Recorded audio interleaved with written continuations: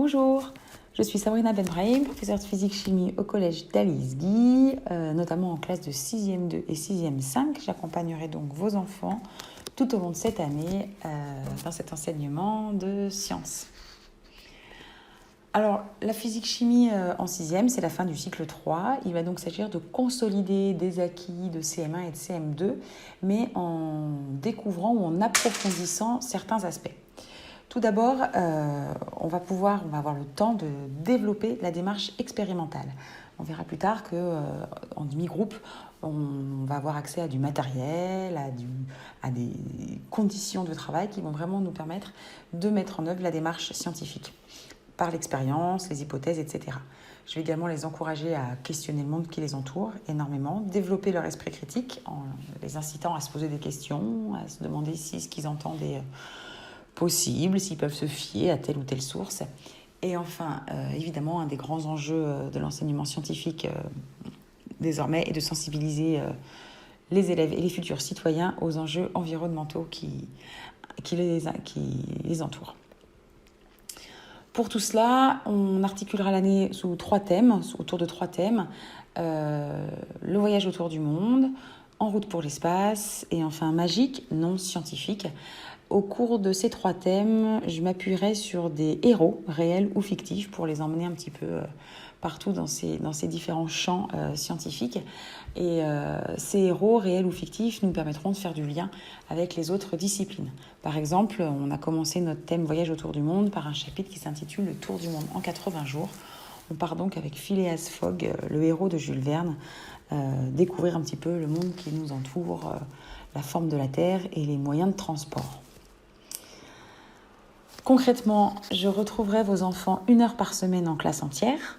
Donc ça nous permettra de faire des activités documentaires, de travailler par équipe, d'avancer un petit peu sur des choses un peu théoriques et quelques mises en activité.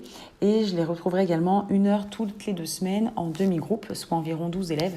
Et là, on aura vraiment du temps et des conditions vraiment idéales pour mettre en œuvre la démarche expérimentale.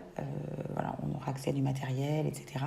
Donc ça, en général, en 6e, c'est quelque chose qui se passe très bien et que les élèves apprécient beaucoup. Pour tout cela, en matériel, je leur demande un cahier 24-32. Globalement, ils l'ont à peu près tous déjà. De la colle, on colle pas mal de documents dans le cahier. Et nous n'avons pas de manuel en cycle 3 au collège. On utilise des fiches d'exercices polycopiées et des ressources numériques. Voilà, donc les cartables ne sont pas trop chargés quand ils ont physique-chimie. Ensuite, la méthodologie que je vais utiliser dès la 6e, ça va être d'essayer d'amener les élèves vers l'autonomie. L'autonomie dans leur apprentissage, l'autonomie dans leur méthode de travail. Et pour cela, j'utilise un plan de travail. Donc ce plan de travail est collé en début de chapitre, en noir et blanc dans leur cahier. La photocopie est en noir et blanc. Et dans ce plan de travail, ils retrouvent un petit peu près toutes les activités que nous allons faire en classe. 2 petites icônes à connaître, l'icône avec le petit écolier et son chapeau carré qui identifie des choses qu'on fera en classe tous ensemble, et l'icône maison qui correspond aux travaux que je leur demanderai de faire à la maison. Donc évidemment, j'accompagne tout ça d'un guidage très serré sur Pronote, surtout au début. Mais voilà, petit à petit, ils vont avoir un peu de recul et pouvoir surtout utiliser ce plan de travail pour avancer. Quand moi, je suis avec certains élèves qui peuvent avoir des difficultés, les élèves qui ont réussi ou qui ont à peu près compris l'une ou l'autre de ces activités peuvent, au lieu d'attendre que le temps passe, avancer sur d'autres activités ou d'autres exercices du chapitre. Mais ça, on prend le temps en 6e de découvrir cette méthodologie. Je les accompagne, pas de stress pour ça. Ensuite, l'autonomie, ils pourront également l'acquérir en utilisant laclasse.com et le cartable numérique dans lequel je dépose tous les documents qu'on utilise en classe. Donc voilà, ça, s'ils ont oublié un document, perdu un document, été absent lors d'une séance, je détaille tout ce que je fais dans Pronote et les documents, ils les retrouvent ici, normalement avec un intitulé assez clair pour qu'ils puissent s'y retrouver.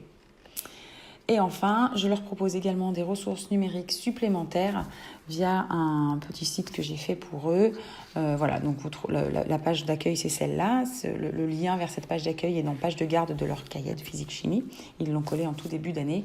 Donc là, c'est découpé en 9 chapitres, les 9 chapitres que nous ferons cette année. Vous voyez, ce sera évolutif, évidemment, il n'est pas fini. Et pour chaque chapitre, ils arrivent dans une salle de classe virtuelle, salle de classe dans laquelle ils retrouvent le plan de travail. Quand ils passent la souris ou le doigt, s'ils sont sur un smartphone, sur les petits icônes audio, il y a un petit message de ma part. Et puis ici, vous voyez, il y a 4 icônes qui les emmènent vers 4 salles différentes. Ils ont l'habitude, la salle, par exemple, là, ça les emmène vers la bibliothèque. Et dans la bibliothèque, sur le grand tableau blanc, ils retrouvent des ressources, soit qu'on a vues en cours, soit des ressources pour aller un petit peu plus loin. Mais ça, encore une fois, je les accompagne, je leur montre, on s'entraîne à l'utiliser, on va prendre le temps jusqu'à Noël de s'habituer à l'utilisation de ces salles virtuelles. Mais en tout cas, il y a des ressources supplémentaires accessibles ici. Voilà pour l'autonomie. Concrètement, en classe, je vais demander aux élèves ils seront très souvent mis en activité, soit de manière individuelle, soit sous forme de travaux collaboratifs. Lorsque ce sont des travaux individuels, il y aura plusieurs niveaux de réalisation. On va essayer également de mettre en place du tutorat entre les élèves sur différentes compétences. Certains élèves ont acquis une compétence, d'autres sont en cours d'apprentissage, en cours de validation d'une compétence. Donc là, on peut valoriser des élèves qui ont réussi quelque chose en leur proposant d'aller expliquer à leurs camarades. Donc tout ça, on le met en place petit à petit. Et à la maison, par contre, on va insister sur l'ancrage des connaissances, c'est-à-dire que concrètement, ils auront des bilans de cours à recopier, tout est sur Pronote, des ressources numériques éventuellement à visionner pour approfondir, et puis l'utilisation d'une fiche mémo. Donc cette fiche mémo, je vais les accompagner encore une fois en début d'année. C'est une fiche qui résume les connaissances vraiment indispensables à avoir sur un chapitre. Donc vous voyez ici, il y a par exemple pour le premier chapitre, il y a 13 questions. On complétera ensemble les réponses en classe. Et puis, à la maison, il cache avec un papier l'indice, la réponse. Et ils essayent de répondre à chacune de ces 13 questions. Alors, ils peuvent décaler un petit peu le papier pour voir un indice qui les aide. Et l'idée, c'est qu'au bout d'un moment, ils sachent répondre directement à la question. Vous voyez, les réactivations, c'est le nombre de fois où, normalement, déjà, pour qu'une connaissance soit bien ancrée, il faudrait qu'ils la voient au moins 4 fois à un intervalle de temps de plus en plus espacé. Voilà, donc ça c'est un autre outil que j'utilise avec eux. L'évaluation, pour terminer, l'évaluation elle se fait sous 2 formes, au fil des activités, par compétences. Donc en haut de chaque activité, il y a les compétences que j'évalue et je valide, non acquis, en cours d'acquisition, acquis, très bien acquis. Et en fin de chapitre, une évaluation bilan sur ce qui a été vu. Ils auront toujours une évaluation blanche une semaine avant pour qu'ils puissent se positionner, voir ce qui est compris, pas compris. Les objectifs du chapitre sont explicités dans le plan de travail.